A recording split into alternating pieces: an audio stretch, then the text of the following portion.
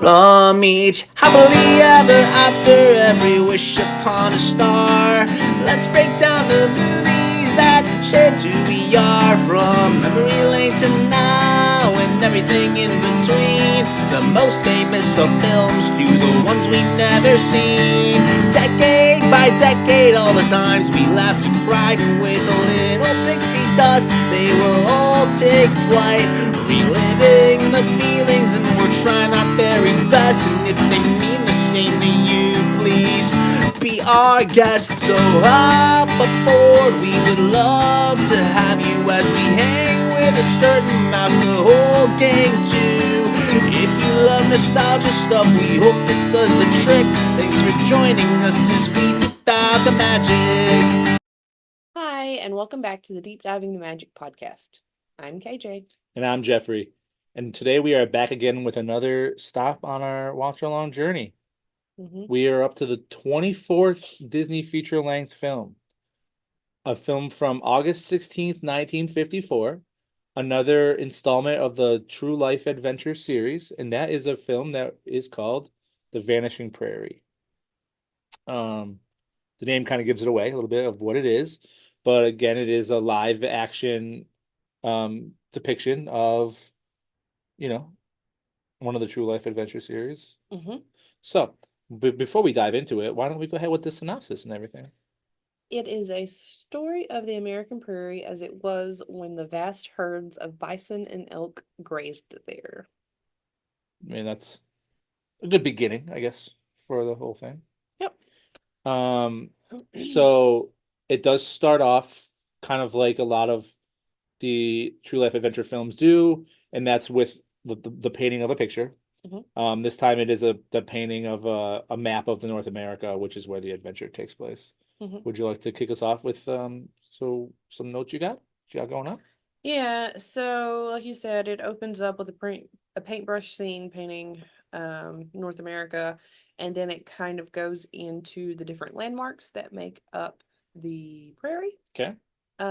So these different landmarks break it up, which are Courthouse Rock, Chimney Rock, Scotts Bluff, Independence Rock, and Devil's Gate. Yeah, we learned that the Independence Rock was the halfway point of the journey. Something else. Or the point of no return. Oh, same thing. The Independence Rock. Okay. Well, I guess that makes sense if it's the halfway point. The narrator does say that this incredible journey is where the distance is measured in months and not miles. Distance is measured in months, not miles. Yep. What else do we see over there? So then it kind of goes into like mentioning the First Nations people, and how like this was their land, and the buffalo, and how the importance of the buffalo was to the First Nations people. It was a little dated because I don't think they technically reference them the way we do now. Should. Yeah. Yeah, so then it talks about my least favorite thing in the world, birds.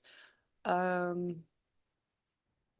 so homecoming birds. So we go into a scene with ducks flying in, but they've arrived too early because the water's still frozen, so they just kind of like land on it and then like slide across. Yeah, the early birds, they're a little bit too early, so they basically go bird bowling. Yep. Into each other. They play some comical music. They do play some music, funny. Fun little interesting tidbit. So Roy Edward Disney, which was Walt's nephew, after he graduated from Pomona College, this was the first film that he worked on, reportedly as the assistant editor. So I guess they were reviewing some footage of the ducks and the geese returning from spring, and then Walt noticed the sequence where the ducks, like we were talking about, just kind of like land on the water, frozen into each other, and he was like, well, where's the rest of it? Where's where they hit the other ducks on the pond? And then no one answered him, and he was like, well, I know it's there somewhere, so Roy, go find it. So Roy started to pour through these millions of feet of film negatives to find this and he couldn't find it. So, basically, I guess they sent out a second unit to Minnesota, which is not part of the Prairie, to film. So they set it up and like filmed while they were warning. Disney magic. Yeah, Disney magic. So technically, that scene is not really filmed in the Prairie. But I guess Walt loved it when he saw it and said, "See, I told you that we had that footage." Stayed in there for sure. And then I guess Roy also suspected that obviously Walt knew that they didn't have it, and go find it was Walt's way of saying Go film. go make it happen. So what else? What else happened next? we're still in some birds. They showed like several different kinds of birds. I don't really know the names of them. I didn't write them down because, like I said, I am terrified of birds, so I don't really care to know much about them other than they're terrifying. They did show one with red eyes, which was the most terrifying of all, because if you imagine something that you're afraid of and then give it red eyes, it just makes it a little more scary. And then there was just like birds all around. I mean, they play a part in the Prairie for sure. They do. Even if it's to scare you away. True. So then you go back to the buffalo as the symbol of the vanishing prairie. It talks about the birth process of the baby buffalo and how vital process this is after it happens. So that way that the buffalo species can continue. The buffalo, they used like specific trails, like repeatedly used them over and over again. So it pretty much like carved certain ways out. And thanks to the buffalo, when man made it to the prairie, they were able to find water because they would follow these trails to get to the water. So they basically made the first map. Yeah. In the Prairie. Yeah. Yes. Then there was a scene with pronged horned antelope, which is native to the American plains. I had no idea that we had antelope in North America. Yeah. And I guess these specific pronged horned antelope cannot be found anywhere else. So there you go. We have antelope, and that's the only place you can find this specific They antelope. disappeared with the prairies. They did not. Then it goes into a scene with bighorned sheep, and how they took to the hills. No, we're not there yet. We're not there yet. Okay, I was gonna say. I know your favorite thing. And then it kind of goes on to a mountain lion, and it talks about how like the mountain lion like wanders the hills. So the mother, the cubs will stay with the mom. The mom goes out to like hunt to feed herself and the cubs, and they kind of have to entertain themselves while she's gone. You see one of the babies chasing a frog, which I thought was humorous. And then you see another one playing in the water, and it actually catches a fish, which is pretty impressive because I can't catch a fish. not like that. Not like that. Then we go into the prairie dog, one of many times, because I feel like after you see the prairie dog at this point, you just kind of keep circling back to the prairie dog. Yeah. Big part of the prairie. Yeah, definitely. I mean, they have the name. Yeah. It's not called the prairie fish. So, so the prairie dog scene, it does remind me of the part with the Living with the Land ride in Epcot, where you pass the prairie dogs before you get to the farmhouse. That section always smells like Asian food. Orange chicken. Which always blows my mind because the Garden Grill, which is right there, not to my knowledge, makes Asian food, but that section, every time we've looked at the menu, it doesn't. So I don't know if maybe they use the same kitchen and maybe something from that. Yeah, from that food court is wafting in there, but it definitely always smells like orange chicken. Yeah, I mean, I love that ride. I'm pretty sure I thought you were gonna think I was an idiot when I first leaned over to you one time and I was like, "Does it smell like orange chicken to you?" No, it just smells like, yeah, and it's It's refreshing. Yeah, so That's a great ride. if you ever want to think about prairie dogs and orange chicken, that is your ride. So prairie dogs are cousins to ground squirrels, and they get their name because they bark. Have you ever heard the word or the term ground squirrel before this movie? Yes, Oh, actually. okay. I didn't.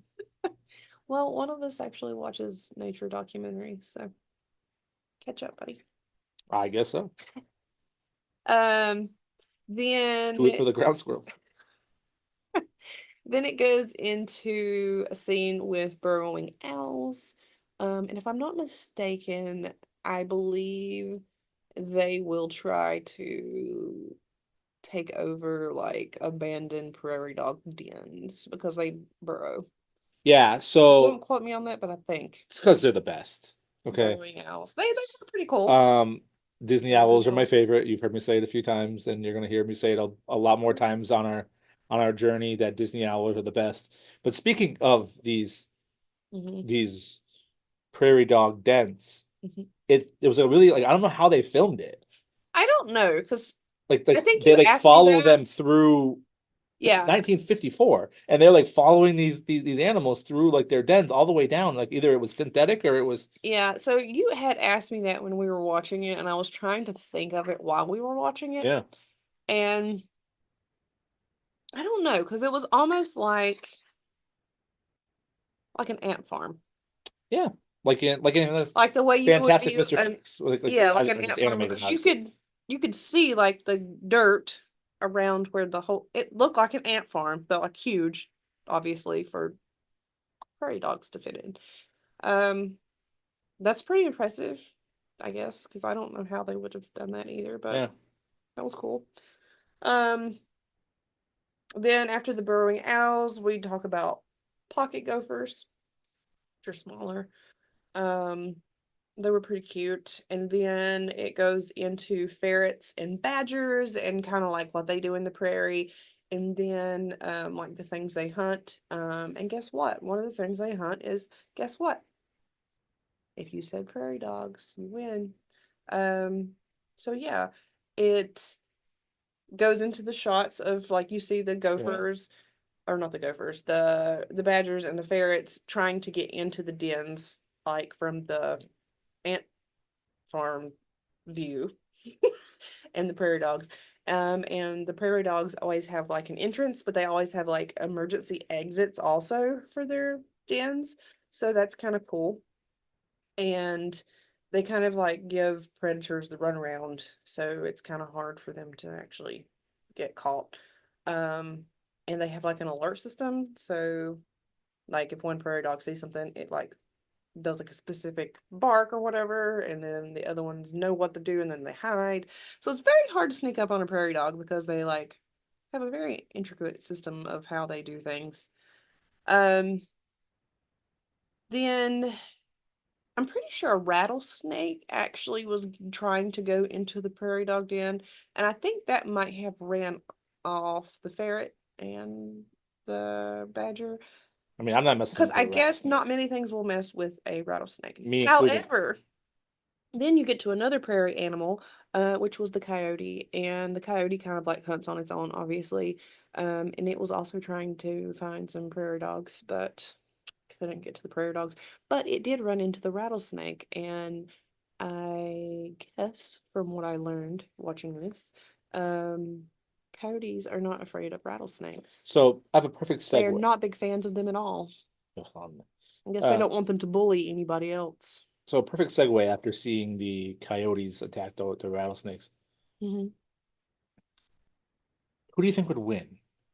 The prairie animals from this week or the desert animals from a few weeks ago?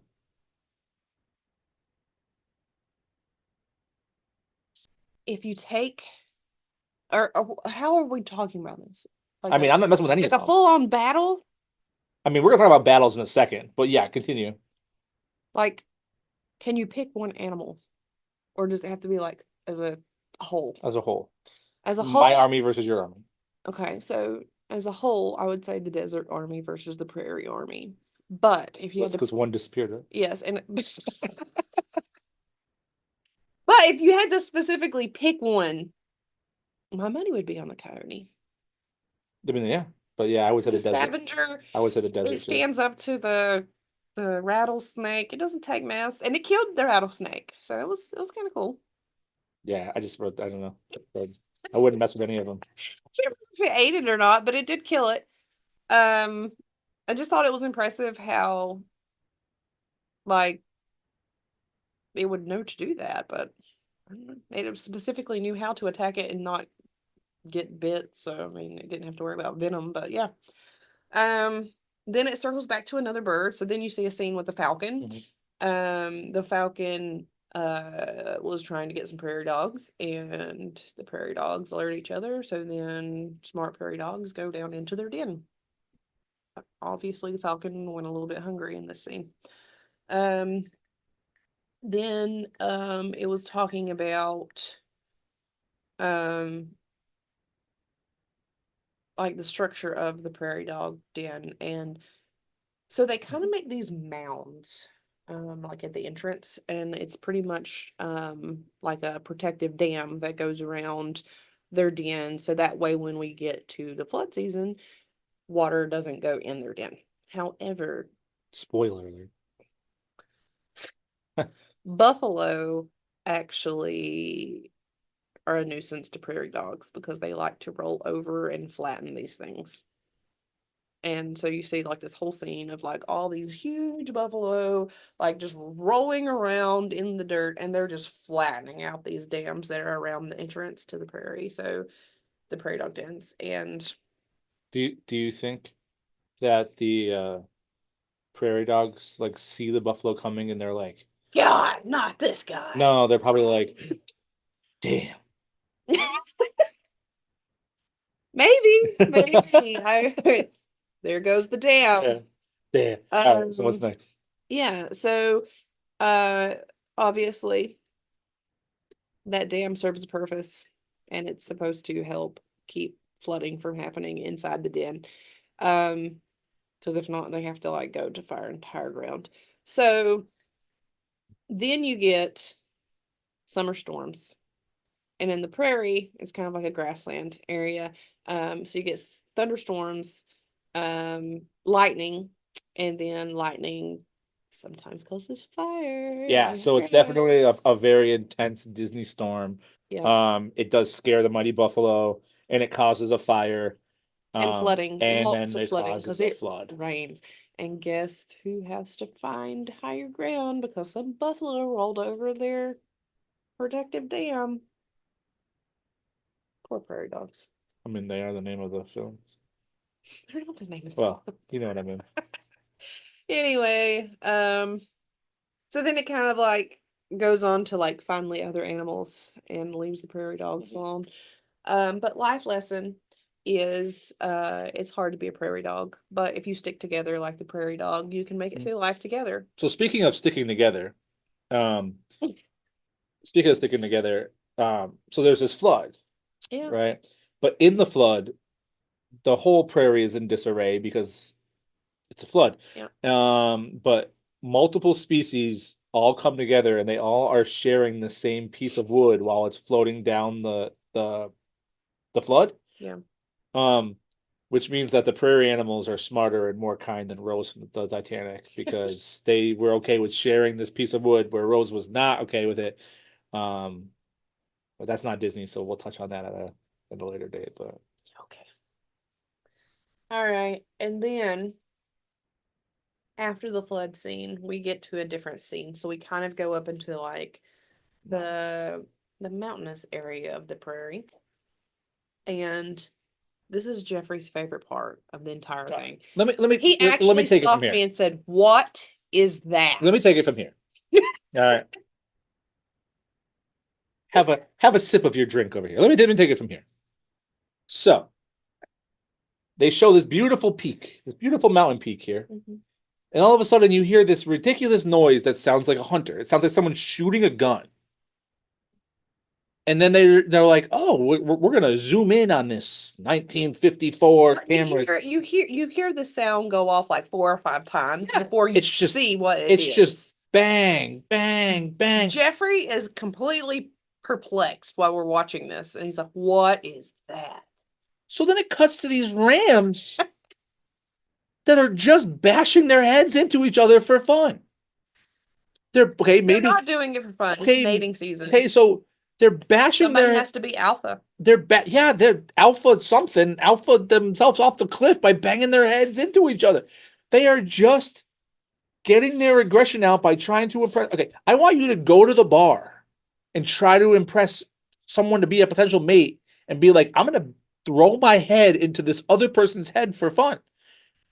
And they just kept doing it over and over again, like it was a normal thing. It is a normal thing for them, not us. Them, yes, it is a normal Okay. thing. There's a reason that this prairie is disappearing if the IQ level is throwing your head into something Just so else. you know, these animals still exist, and I don't know why he was like so fascinated with them, but he was super fascinated by Please this. email us at deepdivingthemagicpod if you have. If you're not gonna watch any of the rest of this movie, at least watch the Yeah. battling rams so you can see what Deep Jeffrey was diving so the magic impressed pod with. at gmail.com. Let's talk about these rams. They were just beating each other up for fun. Now, whatever. I grew up with a group of guys, like we fight for fun, but like we don't bang our heads. Like, whatever. Keep going. It was definitely the scene of the like. Normally the flood ends these films, but I'm happy I didn't stop watching after the flood because the best scene happened when these things are just beating each other up. But go ahead. Yeah, so pretty much the battling rams kind of bring us to the close. After we watched it, I realized I'm pretty sure I've seen this one too. I mean, it was very familiar.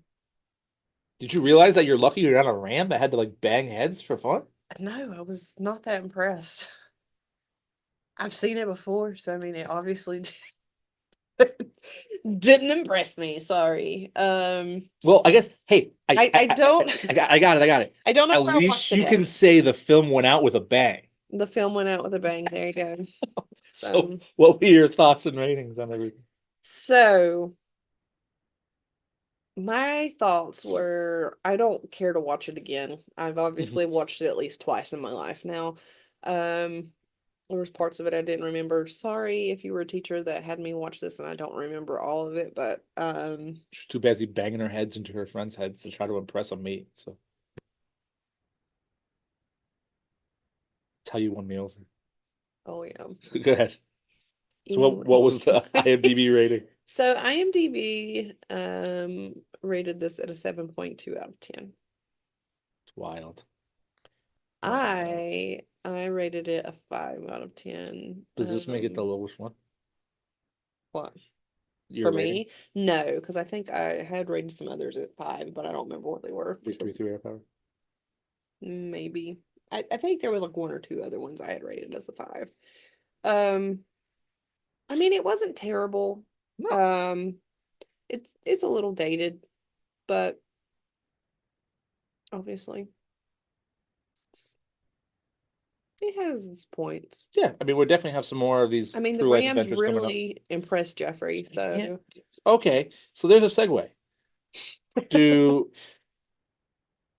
Did this movie ram its way into your list upon a star? it did not. So then It did not, would I'm you like sorry. to read your list upon a star? So,